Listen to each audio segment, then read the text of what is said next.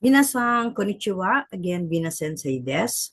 I would like to again continue the particles na pinag-aralan natin before. But right now, we will study about the kara and made. Okay? So, again, on the kara and made is meaning is starting and starting point and then until.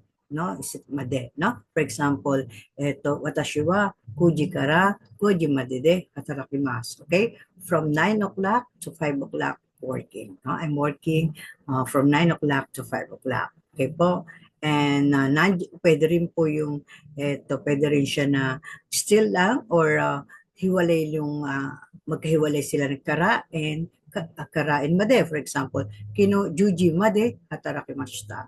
Okay, until 10 o'clock, I work. Okay, from the star naman, shita kara, from the star, from the above, eto nidang medes. Okay, and then kunikara, pwede rin, no, watashi no kunikara, nihon made, hikoku de by means of plane is 4 hours. Okay, ekimade, eto, muka ni ikimasu ka. So that is the until.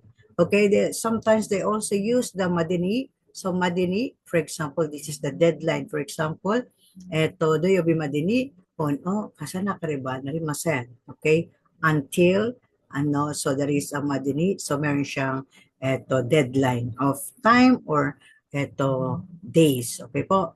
And the next is yori, chugoku wa nihon yori of ides, no? So yori means done, no? For example, China is bigger than Japan. Okay po.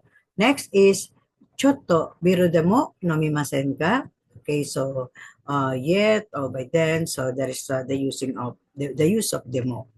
Okay, and then the particle ka usually this is intonation, so question word, so you pronounce it intonation at the end of the sentence. For example, to santo sangwa Brazil jin desu ka? Okay, you can answer hi or yet. Okay, for example, eto sariwa shapo pencil desu ka? Ballpen desu ka? Okay, issue ni ego mimasen ka? Okay, so lahat po yan. So at the end of the sentence, ginagamit ka. Okay? And then the name is only for the intonation. For example, kino mo, juniji made, benko shimashita. Tahen desu ne. So, tosu no sopu na, shiteki desu ne. Okay, so at the end of the sentence, that's only confirmation.